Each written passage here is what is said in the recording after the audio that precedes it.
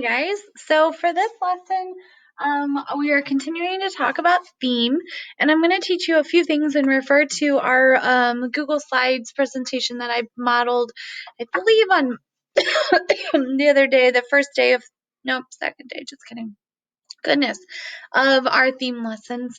And what I wanted to make sure to go over is that, and make sure I implement is the fact that uh, you can come up with theme on your own. So a lot of times it's better, like it said in the instructional video from yesterday. Oh, I got a little tuft of hair here. You guys can enjoy that the whole video. So anyway, you are going to kind of keep in mind those theme categories. Like they said yesterday, the one words are more of like what are the topics, the categories, and then a theme though is a full thought.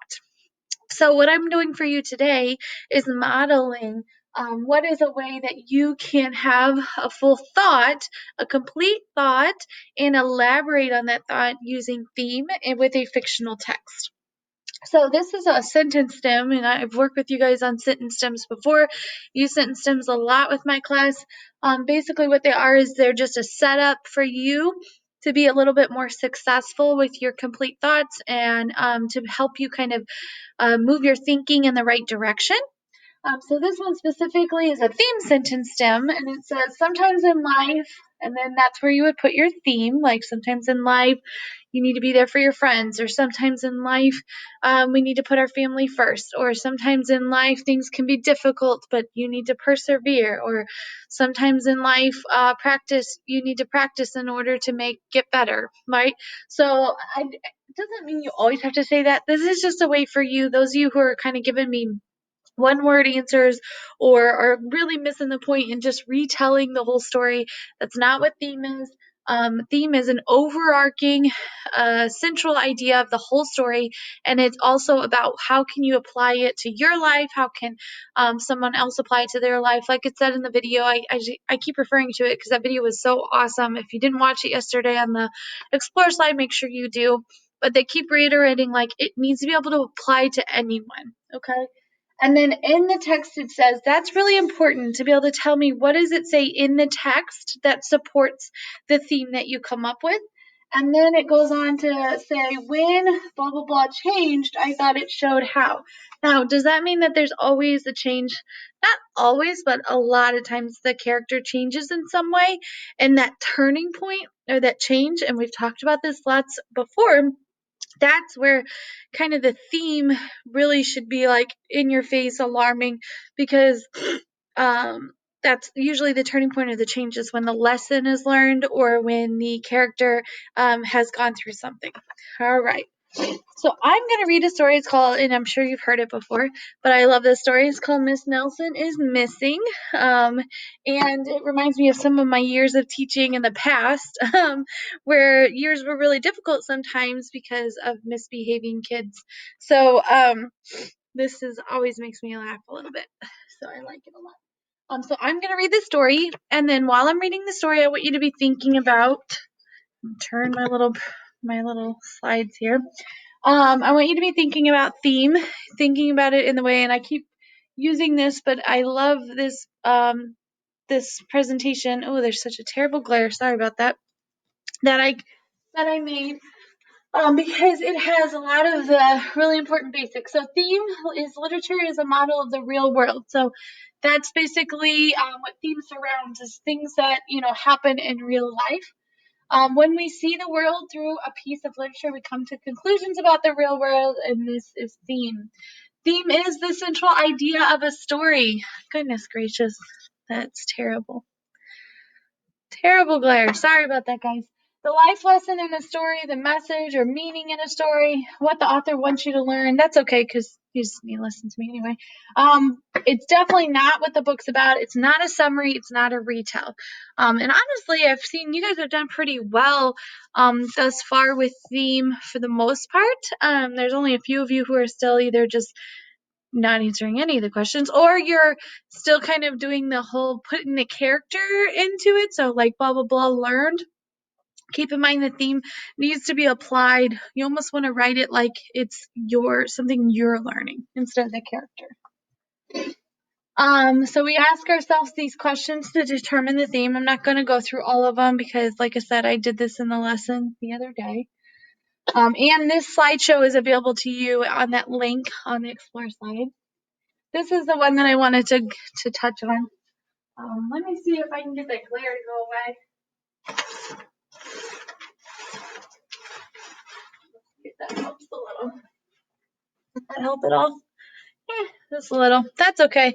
All right, so you can refer to this on your own, but what I want you to be thinking about while I'm reading Miss Nelson is missing is which category does it fit into? So we have cooperation, friendship, honesty, family, hard work, achievement, courage, perseverance, acceptance, overcoming adversity, hope, and justice. So be thinking about which one of these do you think that it really touches on or fits into. And then remember that a theme is not one word. This is a topic or a category. And then the sentence below would be close to the theme, but it's still not elaborated enough. This is just a brief, where are we at? And then we will put it into the sentence stem together. Okay, so today is all about you really practicing on your own. How can you take these things we're learning about theme and start writing about them and deeply thinking about them on your own, as opposed to me giving you a theme and you trying to identify it. All right, so this story is called Miss Nelson is Missing. I'm going to pull you back over here so that I can sit in my reading chair like I would if you guys were in class. All right, get all settled in here. Hope everybody's having an awesome day. All right, Miss Nelson is missing. Let's get to reading. The kids in room 207 were misbehaving again. Spitballs stuck to the ceiling and paper planes whizzed through the air. They were the worst behaved class in the whole school. Sounds pretty terrible. I feel like there's a couple classes like this. Now settle down, said Miss Nelson in a sweet voice, but the class would not settle down. They whispered and giggled and they squirmed and made faces.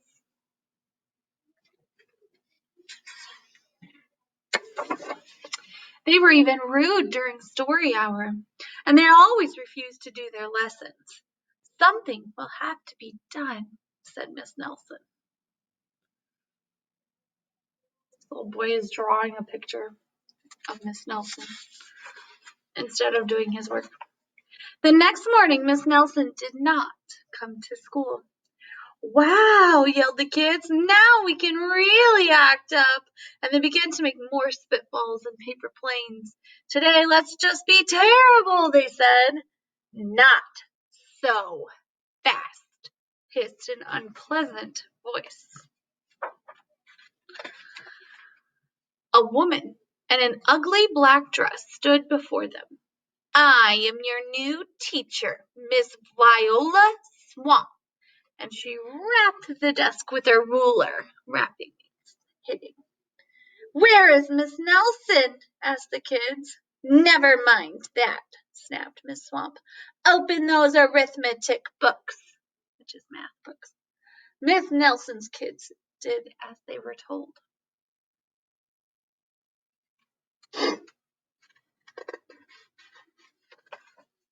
They could see that Miss Swamp was a real witch. She meant business. Right away she put them to work, and she loaded them down with homework.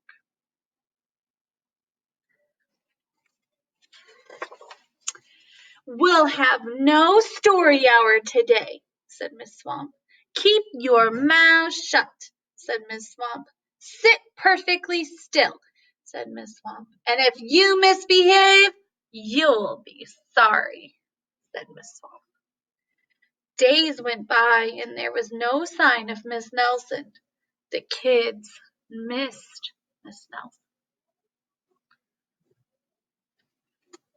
Nelson. Oh, sorry. The kids in room 207 had never worked so hard. I found that kind of interesting. Maybe we should try to find her, they said. Some of them went to the police. Detective McSmog was assigned to the case. Excuse me. He listened to their story and he scratched his chin. He said. I think Miss Nelson is missing. Detective McSmog would not be much help. They're like, duh, we know that. That's why we came to you. So I'm thinking about the story so far. I'm about halfway through, which is what you should do as a reader. About halfway through, stop and think about the story. Okay, so I haven't really noticed them learning anything quite yet. They're starting to see, they miss their teacher, starting to see that she obviously had some traits that they desire, that they want back, but there isn't quite that turning point yet. But sort of, right? Because they do start to realize, they're doing more work. They're having to listen. They are, no story time. Like all these things are kind of gone.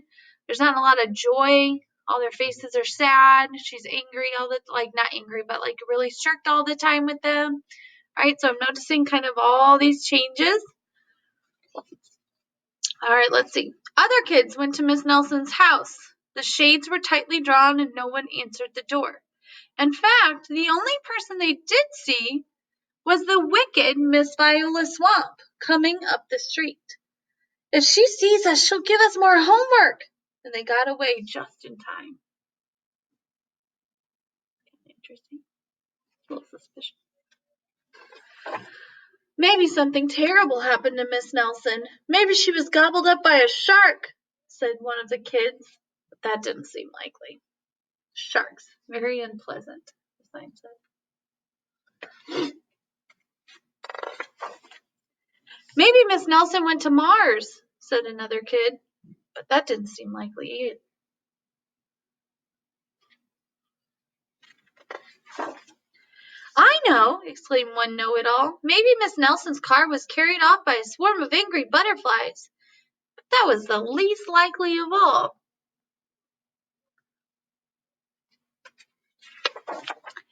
The kids in room 207 became very discouraged. It seemed that Miss Nelson was never coming back, and they would be stuck with Miss Viola Swamp forever.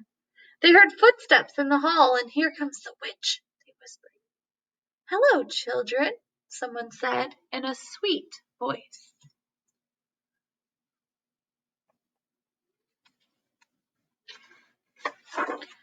It was Miss Nelson. Did you miss me? She asked. We certainly did, cried all the kids. Where were you? Oh, that's my little secret, said Miss Nelson. How about a story hour? Oh, yes, cried the kids. Miss Nelson noticed that during story hour, no one was rude or silly. What brought about this lovely change? She asked. That's our little secret, said the kids. So we have that change now. We can see that they were actually very grateful for Miss Nelson. They loved their story hour. So back home, Miss Nelson took off her coat and hung it in the closet right next to an ugly black dress. When it was time for bed, she sang a little song. I'll never tell, she said to herself with a smile. P.S. Detective McSmog is working on a new case. He's now looking for Miss Viola Swamp. I thought that was kind of funny. All right, so it's a pretty simple story, but I do like it for the point of teaching theme, and getting to the point here. All right. So it says sometimes in life. So think about for a second, first and foremost, what category do you think that story went with? So if I were to really think about it, I think that the kids in the very beginning were being very rude, and she was, she was a very kind teacher. In my opinion, could have been a little more strict, maybe not went so far as to be Miss Viola Swamp, but but definitely they were making a lot of mistakes, right? And then Miss Viola Swamp came in and she cut story time out. She cut some of the things they loved out. There was no room for any kind of fun in school. It was all just academics and learning, and they were doing work, work, work, and lots of homework even at home. And then they decided that that was not what they wanted. So when Miss Nelson came back, that turning point to me at least, was when she came back and she was reading and she noticed that nobody was being rude and that during the lessons everybody was doing what they were supposed to be doing, and they were all very grateful for that. So to me, the very obvious one, so I know some of you might already have one picked out, was definitely this one right here, achievement. We can learn from our mistakes. They were definitely making some mistakes, and they definitely learned from that mistake. So I think that that would be the category that we are going to go with. So now, there we go. For our sentence stem, let me pull you a little closer here. All right, so for our sentence stem, sometimes in life, so what I would write here is sometimes in life, we learn, and I'm actually going to change it up a little bit. Now, that's the thing about the categories. We can learn from mistakes. They did make a mistake. They did learn from their mistake, but they also learned to appreciate their teacher and the things that she had to offer. So I'm going to meld those two things together. I'm going to take what it has in the category, but I'm going to take some of the specific things to the story that are not on the category. So I'm going to stop and think for a second before I write and before I have my answer. So sometimes in life we learn.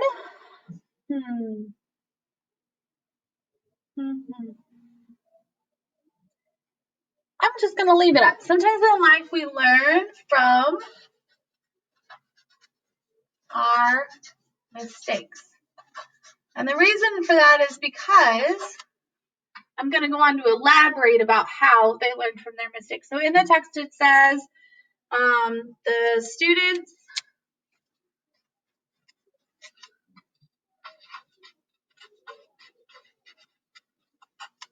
no longer made rude. Go back and make sure I'm in the right. Let's see. This is also what you should be doing. Going back in the text. Miss Nelson notes that during story hour, no one was rude or silly. So in the text, it says the students are no longer made rude. I'm gonna add to it on top here, or silly comments during. And I'm gonna say learning time because I'm gonna infer that it's not just during story time that they make this change. And then I'm gonna say when the students changed, because they changed in the story, right? I thought it showed how they learned to appreciate, my marker's running out here, Miss Nelson, and be better students. And I could go on and talk about, showed how they learned to appreciate Miss Nelson and be better students. They learned from their mistakes of treating her poorly, and how treating her poorly caused her to have to be out, how treating her poorly caused them to have a teacher that was, more strict. I could also go on to say how they changed because they realized that they had it really good before and that they needed to be grateful for that. So there are a lot of things that I could say. That's the thing about theme that is actually really cool. And I think it's really important for us as teachers to give you guys the opportunity to not just pick out a theme or not just, specifically answer questions about theme. Yes, I know it'll be on the map test like that, and yes, I know it's on other tests like that, like evaluate. I care about that, I do, but I also want to teach you to be good readers for life. And in life, what you're going to do is you're not going to fill in a bubble. You're going to think deeply about books and what they have to offer.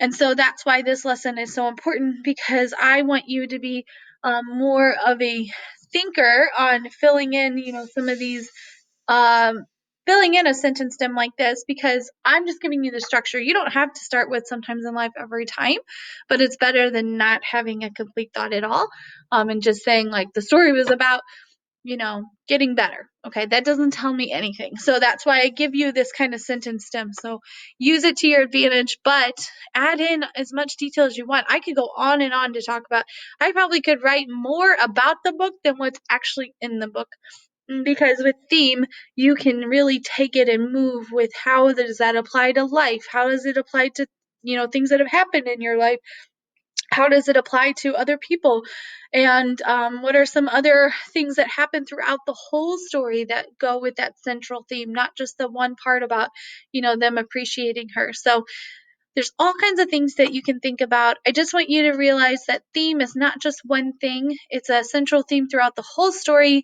and it's definitely something that is it has, we don't want to be way off and saying, the uh story was about justice. Okay, well, kind of, actually.